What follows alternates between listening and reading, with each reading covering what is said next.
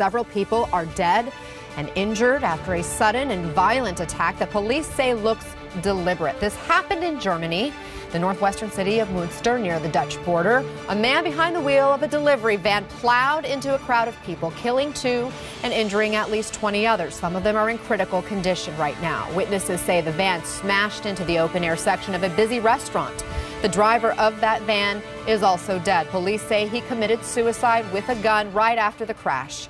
Julian Reichelt is joining us now. He's the editor-in-chief of the German newspaper Bild. Julian, it's after 10 at night there now in Germany. This happened about 3 in the afternoon. I understand state officials just held a live press conference with reporters. What did they say? Well, they basically talked the media through what happened today and what they know about the perpetrator.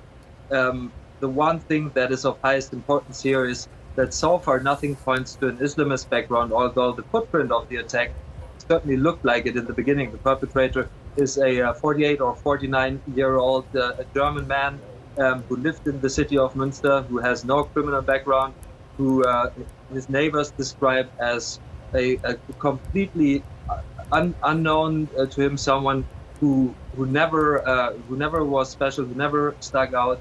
And so far, there are no clear motives and no clear indication why he carried out this attack today. And why are federal officials so confident, though, that this man has no extremist motivations or connections at this point? It is still so early in the investigation. Well, so far they are only confident about an Islamist background. They are not ruling out a political background. It's still very possible that he had some sort of a political motive.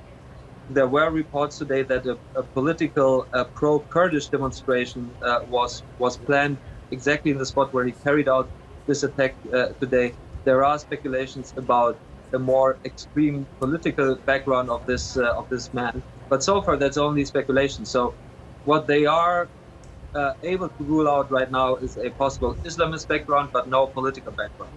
Okay, so they're saying no Islamic terrorism, at least at this point in the investigation. Sources also telling us that police officers are at this attacker's home, searching it. What are they looking for? Do you know?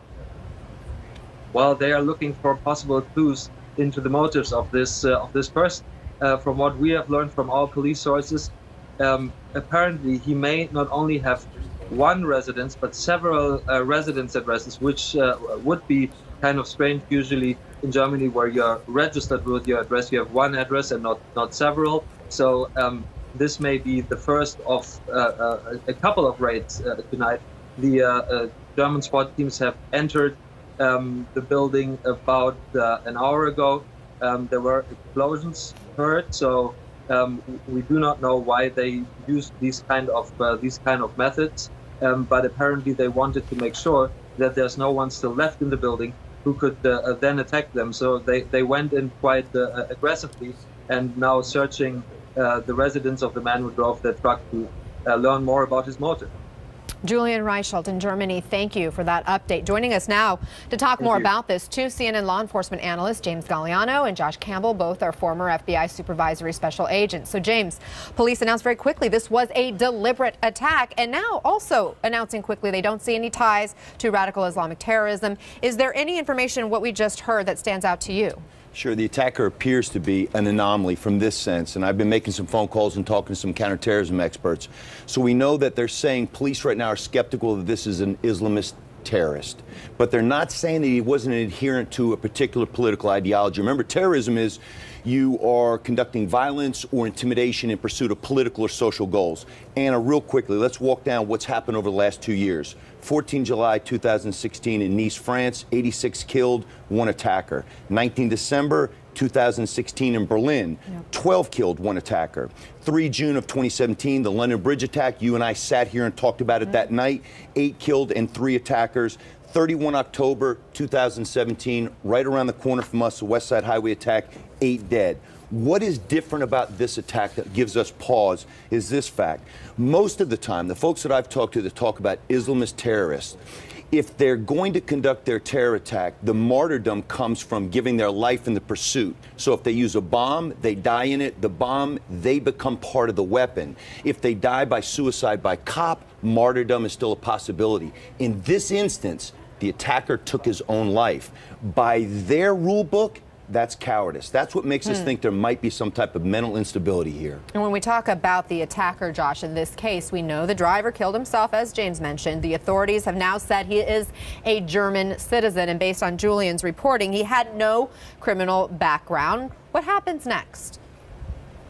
Yeah, great to be with you, Anna and Jimmy. Next is going to be trying to fully identify this individual and everyone who was in his orbit.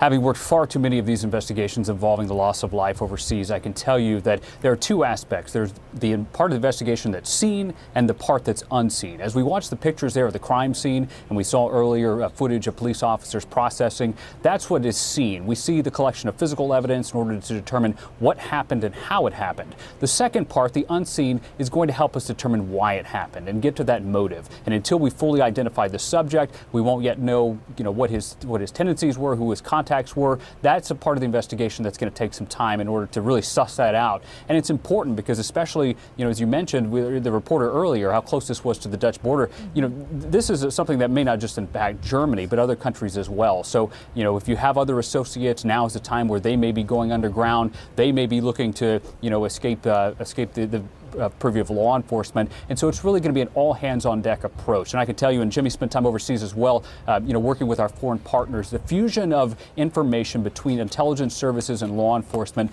has come so far, from early days, where now we see it as just a matter of course that if one of these attacks happens and an individual is identified, that information is quickly shared to other law enforcement services, other intelligence agencies, so that they can determine if they have information that may also help investigators locally.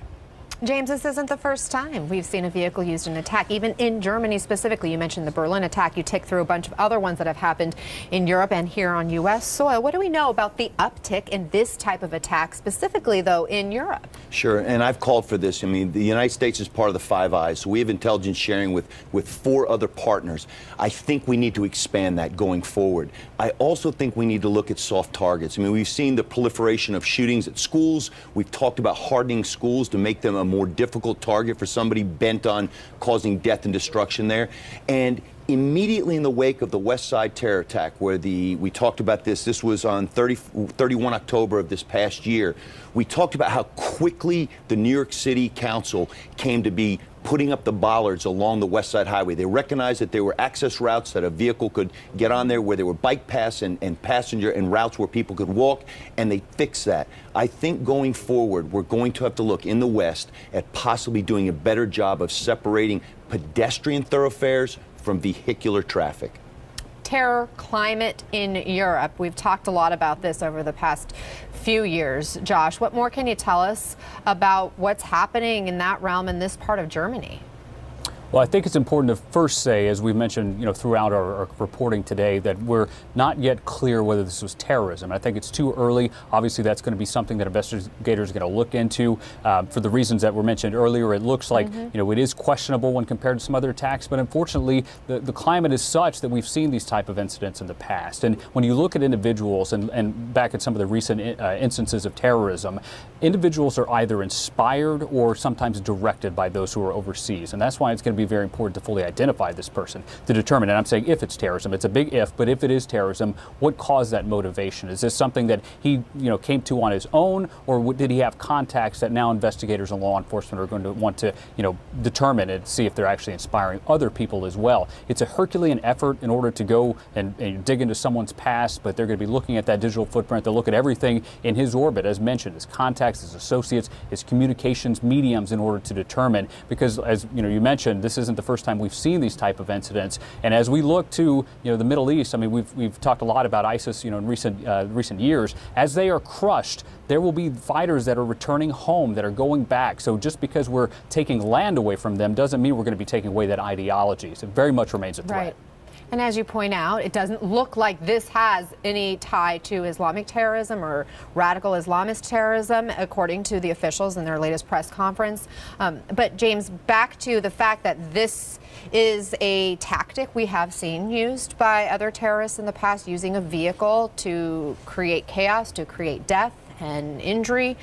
What do law enforcement officials do knowing this is increased in frequency? How are they combating this? Yeah. I mean, the West, we pride ourselves on civil liberties. We pride ourselves on living in a democracy, and you're able to do what you want to do with limited restrictions, and it's difficult. We can certainly chart when people buy firearms. You know, that conversation's been going on here for a while, but how do we deal with this? This isn't somebody that's buying components to a bomb. It's not somebody buying large amounts of fertilizer or diesel fuel. This is a vehicle, and somebody owns a vehicle and they have a valid driver's license. They're not on our radar. Very, very difficult. I think what's going to be important here is to look at the digital footprint of this individual. It's the 21st century. Everyone seemingly has a digital footprint. What that digital exhaust from, you know, their iPads, their phones, who they called, were there any associates involved in this, or was this just a mentally disturbed individual? And on it's a difficult thing. You and I have talked about this so many times before. We want to, sometimes people that are just evil or people are mentally disturbed, we want to try to attach some motive to it, and sometimes that's really difficult to do.